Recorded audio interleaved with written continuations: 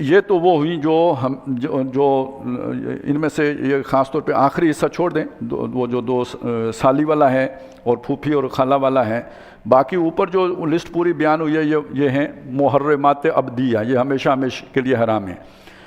آگے وہ بھی عورتیں ہیں کہ جن کے ساتھ نکاح نہیں ہو سکتا، جس کے بارے میں فرمایا والمحصنات من النساء، وہ خامدوں والیاں عورتوں میں سے وہ جن کے خامد ہیں، یعنی پہلے سے کسی کی منقوع ہے تو نکاح کے اوپر بھی نکاح نہیں ہو سکتا، وہ بھی گویا حرام ہے۔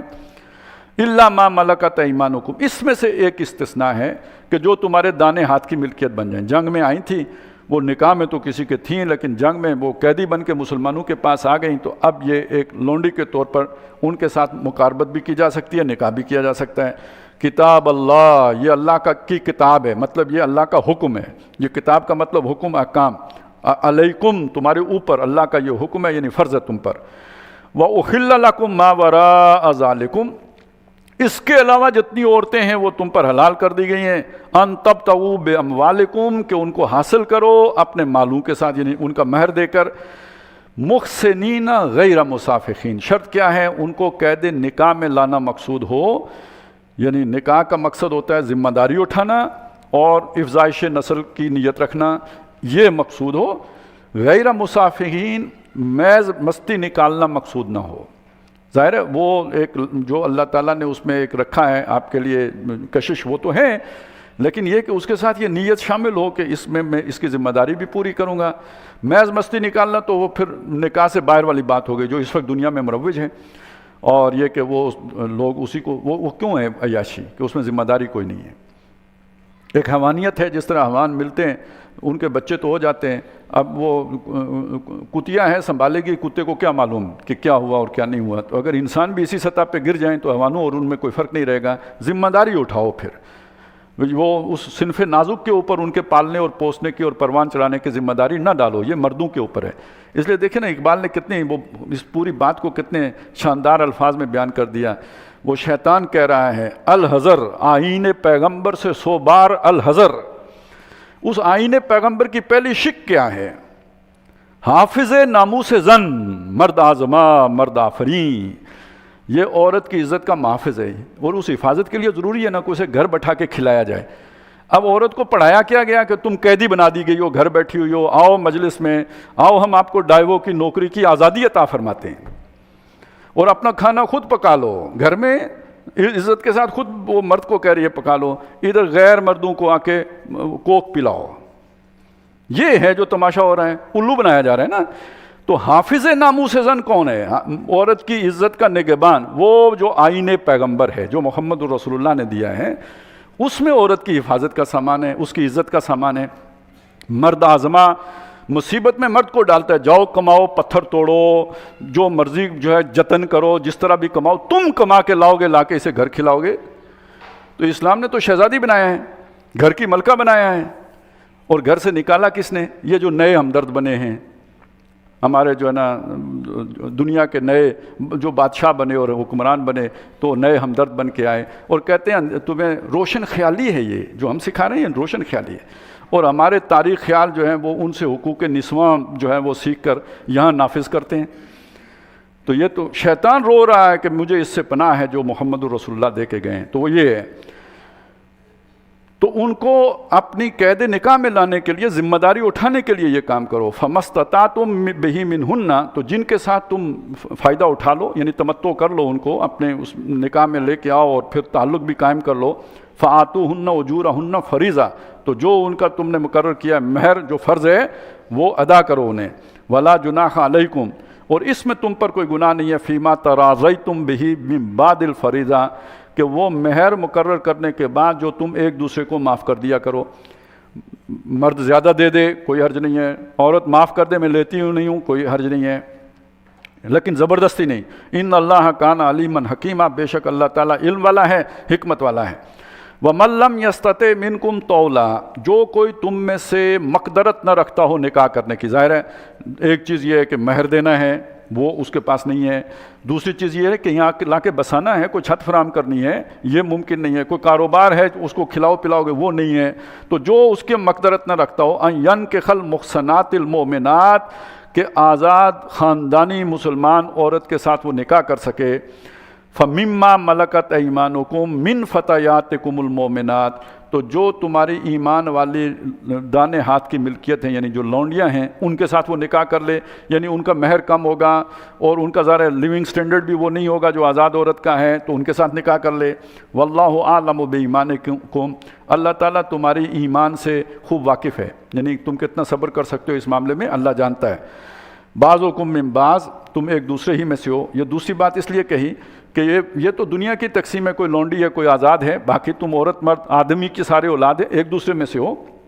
فَانْكِحُوهُنَّ بِإِذْنِ أَهْلِهِنَّ، ان سے نکاح کرو جو ان کے مالک ہیں ان کی اجازت سے، یعنی ظاہر ہے وہ لونڈی کسی اور کی ہے، اس کی اجازت سے آپ نے نکاح کرنا ہے، اس کے بعد وہ اس کے ساتھ تعلق نہیں رکھ سکتا جب اس نے اجازت دے دی ہے، تو یہ تو پہلے کی بات تھی، لہذا اس کی اجازت کے ساتھ نکاح ان کو اپنے نکاح میں لے کے آؤ۔ وَآتُوهُنَّ أُجُورَهُنَّ بِالْمَعْرُوفِ، جو ان کا مہر طے کرو اسے بھلے طور پر ادا کرو۔ مُحْصَنَاتٍ، وہ آئیں نکاح کی قید میں آنے والیاں ہوں، یعنی وہ بھی ذمہ داری اٹھائیں کہ ہم خاوند کی اطاعت کریں گی، اسی کی فرما بردار رہیں گی، اسی کی جو ہے وفادار رہیں گی۔ غیر مصافحاتٍ، محض مستی نکالنے والیاں نہ ہوں، یعنی ان کی بھی نظر میں یہ نہ ہو کہ چلیں 4 دن اچھے گزریں گے، یہ نہیں۔ ولا متخذات اخدان، نہ ہی خفیہ یاریاں لگانے والی ہوں۔ فَإِذَا أُحْصِنَّ فَإِنْ أَتَيْنَا بِفَاحِشَةٍ، جب وہ قید نکاح میں آ جائیں، احسنہ یعنی اصل میں اس نکاح کو یہاں کلا کہا گیا ہے، جب وہ اس کلے کی حفاظت کے اندر آ جائیں، فَإِنْ أَتَيْنَا بِفَاحِشَةٍ، اس کے بعد اگر کسی بے حیائی کا ارتکاب کریں۔ اب یہ کیوں ممکن ہے؟ اس لیے ممکن ہے، ویسے یہ عجیب بات ہے، آج شاید ہمیں اتنی آسانی سے سمجھ نہ آئے، لیکن یہ واقعہ ہوا کہ جب ہندہ مسلمان ہوئی نا، اس وقت وہ آیتیں اتر چکی تھیں ان سے جو بیعت لی جاتی تھی، یہ سورہ ممتحنہ میں ہم پڑھیں گے، تو اس میں یہ بھی الفاظ ہیں ولا یزنینا، یعنی جو عہد کیا جاتا تھا اس میں یہ بھی ہے کہ ہم زنا نہیں کریں گی، تو وہ رک گئیں ادھر، پیچھے سارا پڑھتی ہیں اللہ یشرکنا باللہ شیئا، وہ سارا پڑھا، آخر میں جب یہ بات آئی وہ رک گئیں۔ انہوں نے حضور سے پوچھا کیا ایک آزاد عورت، خاندانی عورت، عزت والی ہو، وہ یہ غلط کام بھی کر سکتی ہے؟ یعنی اس وقت کسی خاندانی عورت کا ایسے کرنے کا تصور بھی نہیں کیا جا سکتا تھا، لیکن جو لونڈی ہے ظاہر ہے وہ اس کا کوئی نگران نہیں تھا، نگہبانی نہیں تھی، اس کی کوئی حفاظت نہیں تھی، تو اس سے اس طرح کے غلط کام کی توقع ہو سکتی ہے، اور وہ اب عادت بگڑ گئی ہو تو وہ پھر اس کو سیدھی راہ میں آنے میں بھی دیر لگے گی۔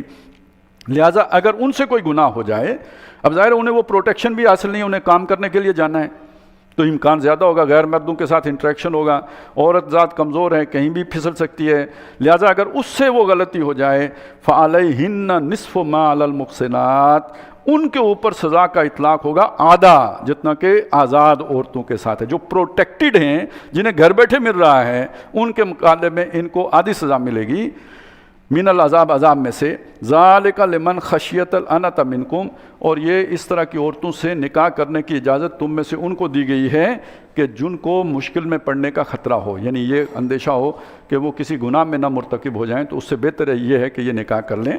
وان تصبروا، اور اگر تم صبر کر سکو اچھے وقت آنے کا، خیر لکم، تو یہ تمہارے لیے زیادہ بہتر ہے، واللہ غفور الرحیم، اور اللہ تعالیٰ بخشنے والا مہربان ہے۔ یرید اللہ لیبین لکم ویہدیکم سنن الذین من قبلکم، اللہ چاہتا ہے کہ تمہیں کھول کھول کے واضح کر کے یہ احکام سنائے تاکہ تمہاری رہنمائی کر دے ان لوگوں کے رستے کی طرف جو تم سے پہلے گزرے ہیں۔ آپ نے کہا اہدنا الصراط المستقیم صراط الذین انعمت علیہم، تو جو منعم علیہم لوگ گزرے، حضرت نوح علیہ السلام، آدم علیہ السلام، ابراہیم علیہ السلام، ان کے رستے کی رہنمائی تمہیں کر دے، وَيَتُوبَ عَلَيْكُمْ، اور تمہارے اوپر مہربانی کرے، وَاللَّهُ عَلِيمٌ حَكِيمٌ، اور اللہ علم والا حکمت والا ہے۔ وَاللَّهُ يُرِيدُ أَن يَتُوبَ عَلَيْكُمْ، اللہ تعالیٰ تمہارے اوپر مہربان، یہ اصل میں توبہ کا لفظ آیا ہے، اس کا مطلب متوجہ ہونا کسی کی طرف نظر کرم کرنا، تو یہ جو تمہیں احکام اللہ سکھا رہا ہے یہ اس کی عنایات ہیں تمہارے اوپر۔ وَيُرِيدُ الَّذِينَ يَتَّبِعُونَ الشَّهَوَاتِ، اور وہ لوگ کہ جو اپنے مزوں کے پجاری ہیں، اتباع کرتے ہیں اپنی عیاشیوں کی، اور وہ اپنے مزوں کے متوالے ہیں، وہ یہ چاہتے ہیں ان تمیلوا میلا عظیما، کہ وہ تم بہک جاؤ، پھر جاؤ اس رستے سے، بہت عظیم پھرنا، یعنی بہت دور نکل جاؤ، عیاشیوں میں پڑ جاؤ اور عیش کرو، اور یہ جو شریعت کی پابندیاں ہیں ان سے آزاد ہو جاؤ، ان کی خواہش ہی ہوگی۔ اصل میں ایک آدمی بدکار ہو، وہ یہ چاہے گا سارا محلہ بدکار ہو جائے تاکہ کوئی میری طرف انگلی اٹھانے والا نہ ہو۔ آپ نے وہ لومڑی کی کہانی سنی ہوگی جس کا حادثے میں دم کٹ گئی تھی، تو اب وہ کیا کہے کہ میں دم کے بغیر ہوں. اس نے جا کے باقیوں سے بھی کہا یار یہ دم کے بغیر تو بڑا زندگی کا لطف ہے, آپ کو تو اندازہ ہی نہیں کہ یہ کتنا جو ہے نا مزے کا کام ہے. تو دوسری کو بھی قائل کیا, اب 2 کی کٹ گئی. اس نے کہا مجھے تو بہت تکلیف ہو رہی ہے. اس نے کہا بتانا کسی کو نہیں, تم بھی میرے والا یہ بیانیہ جو ہے جاری کرو. اب 2 ہو گئی. کرتے کرتے پورا جھنڈ جو تھا اس کو انہوں نے دم کٹا کر دیا.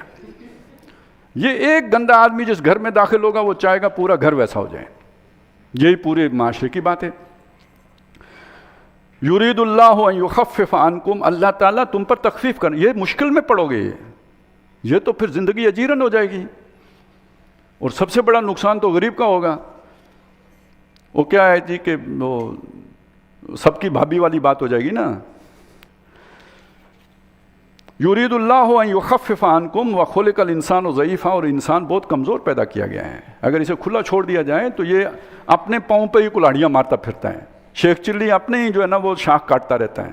اس لیے اللہ تعالیٰ تمہیں یہ بتا رہا ہے یا ایھا الذین آمنوا, ہے وہ لوگوں جو ایمان لائے ہو, لا تاکلوا اموالکم بینکم بالباطل, آپس میں اپنے مالوں کو باطل طریقے سے ناجائز طریقوں سے ہڑپ نہ کیا کرو. الا ان تکون تجارتا عن تراض منکم, سوائے اس تجارت کے جس میں تمہاری باہم رضامندی ہو, نفع نقصان جو ہوتا ہے.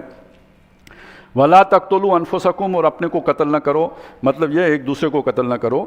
ان اللہ کان بکم رحیما, بے شک اللہ تعالیٰ تمہارے اوپر بہت مہربان ہے. ومن یفعل ذلک عدوانا وظلما, ان میں سے کوئی بھی کام اگر کوئی کرے گا ظلم کرتے ہوئے اور سرکشی کرتے ہوئے, فسوف نصلیہ نارا, تو ہم اسے داخل کریں گے عنقریب آگ میں. وکان ذلک علی اللہ یسیرا, ایسا کرنا اللہ کے لیے آسان ہے.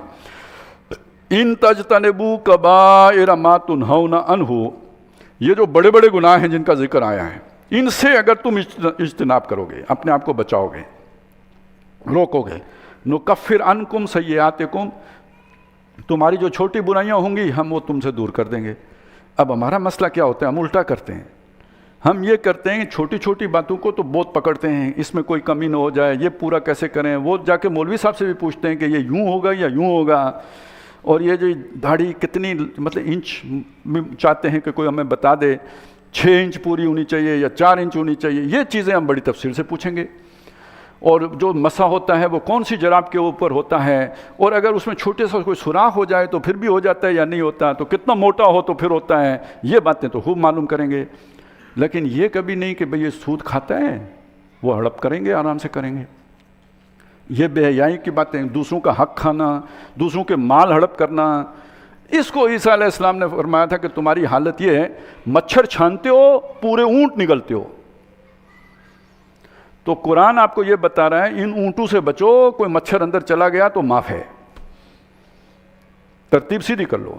ان تجتنبوا کبائر الاسم, ان بڑے بڑے گناہوں سے اگر بچو گے, ما تنہون عنہ, جن سے تم روکے گئے ہو, نکفر عنکم سیئاتکم, تمہاری جو چھوٹی برائیاں ہوں گی وہ ہم تم سے جھاڑ دیں گے. وہ ایک بخار آئے گا تو پاک ہو جاؤ گے, کوئی اور جو ہے نا کوئی تکلیف آئے گی, کانٹا چبھے گا تو اس سے دور ہو جائیں گی. نیکیوں کے نتیجے میں برائیاں چلی جاتی ہیں تو یہ سارا جو ہے اس کا یہ تمام ہو جائے گا. وَنُدْخِلْكُمْ مُدْخَلًا كَرِيمًا, اور ہم تمہیں داخل کریں گے بہت عزت والے داخلے کی جگہ پر. وَلَا تَتَمَنَّوْا مَا فَضَّلَ اللَّهُ بِهِ بَعْضَكُمْ عَلَىٰ بَعْضٍ, یہ بھی بہت اہم بات ہے جو یہاں بیان کی گئی. مت تمنا کیا کرو جو تم میں سے اللہ نے بعض کو بعض پر فضیلت دی ہو. کسی کو دراز قد بنایا ہے, کسی کو ٹھنگنا بنایا ہے, کسی کو جو ہے نا گول مٹول کر دیا ہے, کسی کو ذرا کانگڑی کر دیا ہے, کسی کی ناک چپٹی کر دی ہے, کسی کو بڑا جو ہے نا حسین بنا دیا ہے. تو یہ اللہ کی تقسیم ہے. اسی طرح کسی کو عورت بنایا ہے, کسی کو مرد بنایا ہے, اور کسی کو بادشاہ کر دیا ہے, اور کسی کو جوتیاں چٹکا رہا ہے, اور کسی کو امیر کبیر کر دیا ہے, کوئی بہت ہی کمزور رکھا ہے. یہ سب تقسیم کس کی ہے؟ اللہ کی ہے. تو جب اللہ کی تقسیم ہے تو جو اللہ کی اس تقسیم پر سڑا نہ کرو. سادہ سی بات تو یہ ہے نا. اب آپ دیکھیں یہ دنیا میں جو انقلاب آیا ہے نا, انقلاب روس جسے کہتے ہیں, تو اس کے پیچھے سارا ہے کیا؟ طبقاتی کشمکش. اس کے پاس زیادہ کیا ہے؟ تو اس بنیاد پر نفرتیں نہ پالا کرو, اس بنیاد پر امتیازات نہ پالا کرو. یہ اللہ کی تقسیم ہے, اس پہ راضی رہا کرو.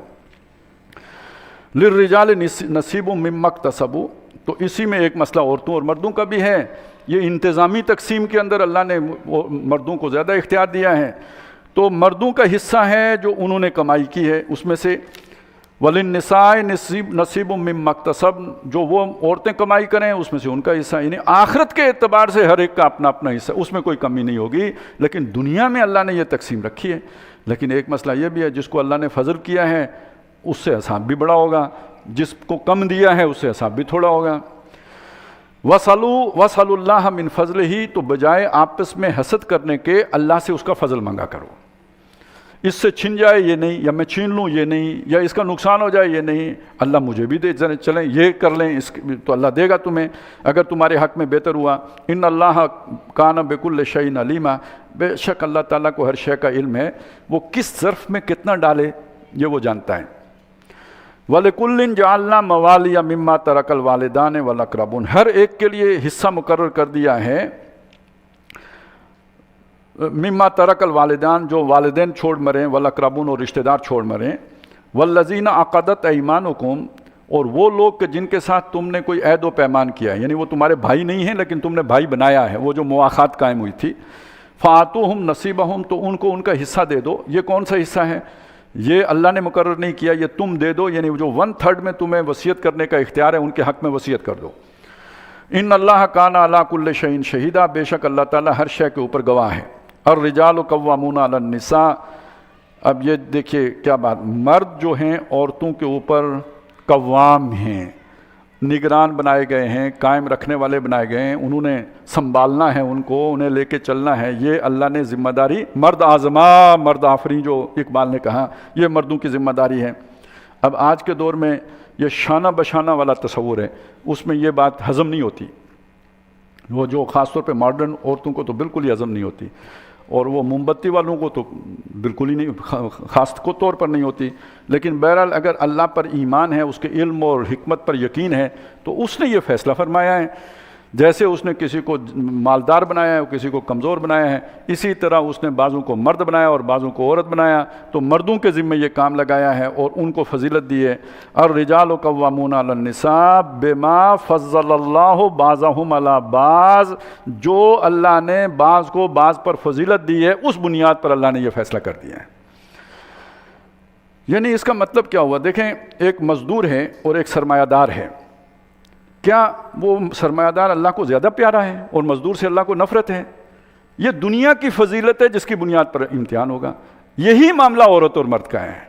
ये नहीं कि मर्द कोई बहुत आला शय है और औरत कोई घटिया शय है, ये तसव्वुरात कहीं और से आए हों। अल्लाह ताला ने कुरान मजीद में ये तसव्वुरात नहीं दिए। लेकिन दुनिया का निज़ाम चलाने के लिए अब सोचें, आप सारे ही सरमायादार हो जाएं तो मजदूरी कौन करेगा? तो दुनिया के इंतज़ाम और इंसराम के लिए कुछ को अल्लाह ने जो है ना इस तरह रखा, कुछ को ओहदे दिए, कुछ को बढ़िया दिमाग दिया, कुछ को थोड़ा दिमाग दिया, लेकिन मसल्स दे दिए ताकि दुनिया का काम चलता रहे। इसी तरह ये औरतों और मर्दों की तकसीम भी है।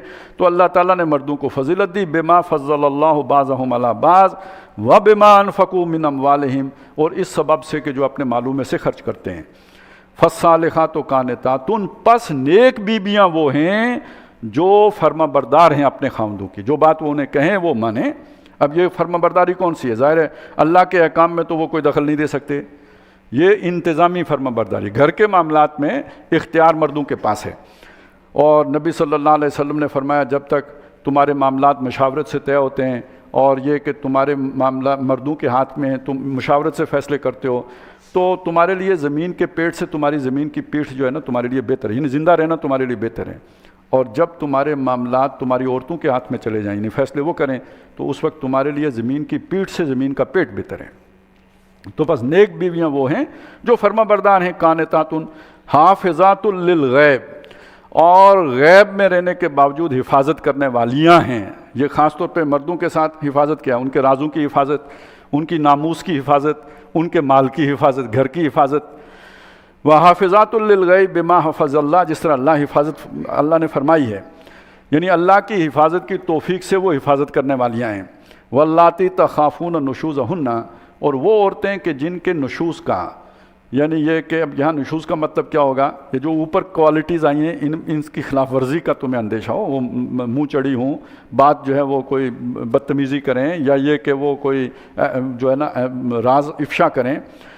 फ़ाइज़ूहुन्ना, तो पहला दर्जा ये है कि उन्हें समझाओ, پہلی بات یہ ہے، یعنی یہ تمہارے اندر سکل ہونی چاہیے، آخر تم انتظام و انصرام کر رہے ہو تو سمجھا سکتے ہو ان کو، تو انہیں سمجھاؤ۔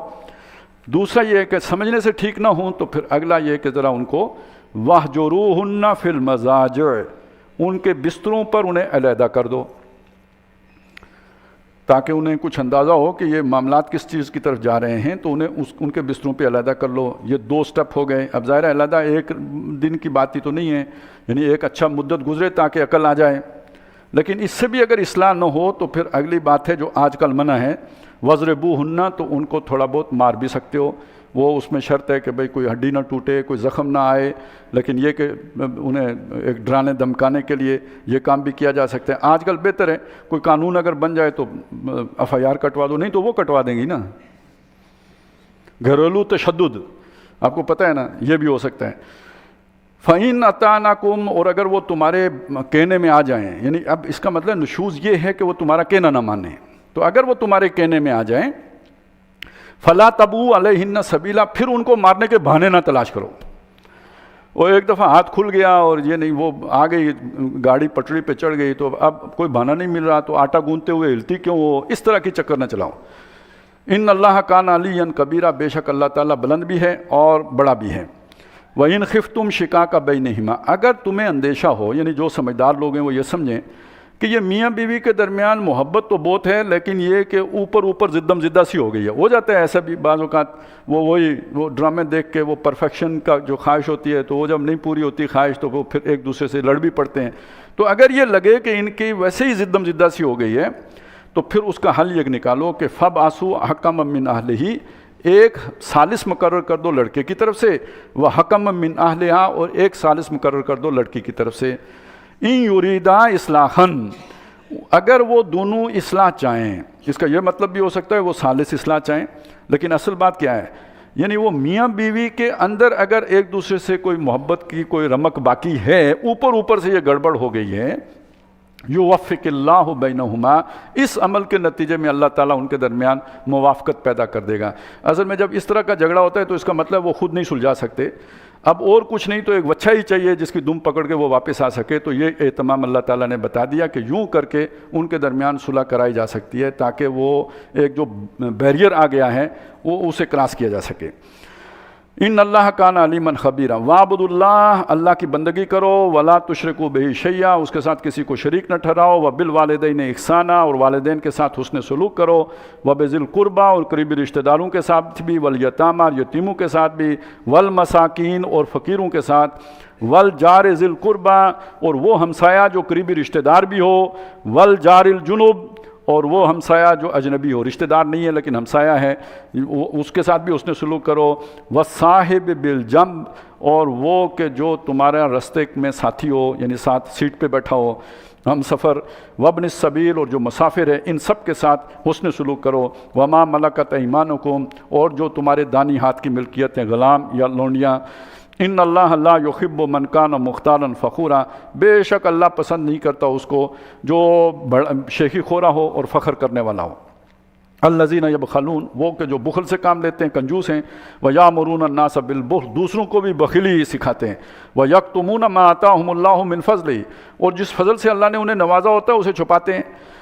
آج کل تو ویسے دور بدل گیا ہے، اب جو نہیں بھی ہوتا وہ بھی دکھلاوے کے لیے قرض لے کے بھی کرتے ہیں، لیکن ایک وقت ہے بعض لوگ اب بھی ایسے ہو سکتے ہیں کہ جن کے پاس مال و دولت تو بہت ہوتا ہے لیکن وہ ایسے رہتے ہیں، معلوم ہوتا ہے کوئی فقیر صاحب جو ہے نا آج صبح رات بھوکے رہ کے اٹھ کے آئے ہیں، اور وہ یہ سب اس لیے کرتے ہیں کہ کوئی مانگ نہ لے، کسی کو پتہ نہ لگ جائے میرے پاس 4 پیسے ہیں، پتہ نہیں کوئی قرض کا مطالبہ نہ کر بیٹھے، تو وہ اپنے اس فضل کو جو اللہ نے انہیں دیا ہے اسے ظاہر نہیں کرتے۔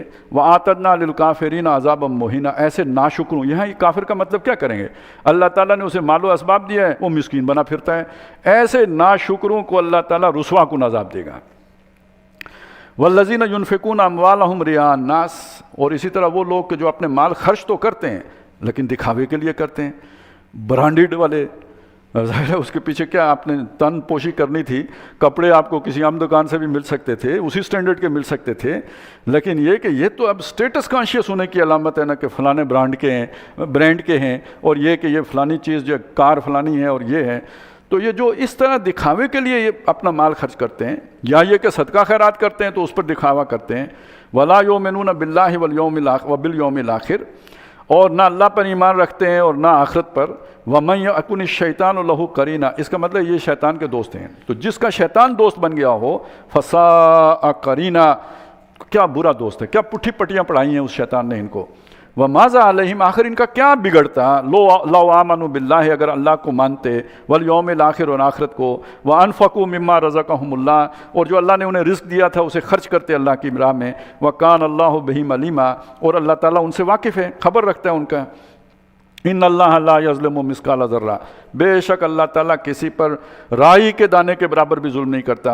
وَإِن تَكُ حَسَنَةً، اگر اس نے کوئی نیکی کی ہو، یضاعفھا، وہ اسے دگنا کرتا ہے، وَیُؤْتِ مِن لَدُنْہُ أَجْرًا عَظِیمًا، بلکہ اپنے پاس سے اجر عظیم بھی عطا کرتا ہے۔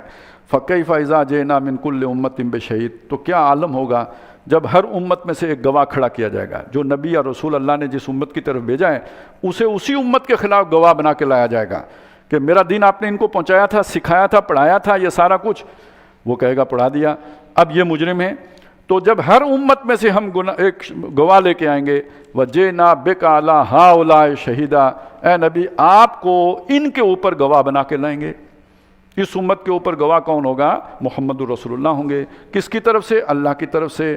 اب گویا اللہ کا کیس ثابت ہو جائے گا کہ تمہیں تو سب معلوم تھا، میرے رسول نے تمہیں پہنچا دیا، اب تم نے عمل نہیں کیا، پکڑے جاؤ گے۔ اور ہمارا تو اضافی ذمہ داری ہو گئی کہ بعد والے جن تک حضور نے نہیں پہنچایا ان تک تم نے پہنچانا ہے، اور اگر وہ کھڑے ہو کے کہیں ہم تک نہیں پہنچایا تو تم اپنا عمل کرنے کے باوجود بھی مجرم بن جاؤ گے۔ اور پہنچانے کے پھر دو درجے ہیں، ایک یہ کہ جو ایک انفرادی عمل ہے، ایک کل ہمارے سامنے بات آئی تھی کہ اجتماعی طور پر دین قائم کر کے دکھانا کہ دین کی یہ برکات ہیں۔ ایک معاشرہ تمہارا ہے، اس میں وہ مصیبتیں ہیں جو تم بھگت رہے ہو، ایک ہمارا معاشرہ ہے، آؤ اسے دیکھو، یہ خیر و برکت ہے دین کے اندر۔ تب جا کے دین پہنچانے کا حق ادا ہوگا، تب معلوم ہوگا کہ اسلام برحق ہے اور لوگوں کے مسائل کا حل اسلام کے اندر ہے۔ یومئذ یود الذین کفروا، اس دن چاہیں گے کافر لوگ، وعصوا الرسول، اور جنہوں نے رسول کی نافرمانی کی، لو تسوا بہم الارض، کاش کے زمین کے اندر برابر ہو جائیں، یعنی دھس جائیں زمین میں، ولا یکتمون اللہ حدیثا، اور اللہ سے کوئی بات بھی چھپا نہیں سکیں گے، وہ کسی بات کو وہ جو ہے نا اوجل نہیں رکھ سکیں گے، سب اللہ کے سامنے پیش ہو جائے گا۔ بارک اللہ لی ولکم فی القرآن العظیم ونفعنی وایاکم بالآیات والذکر الحکیم۔ 8 رکعتیں پڑھیں گے جی۔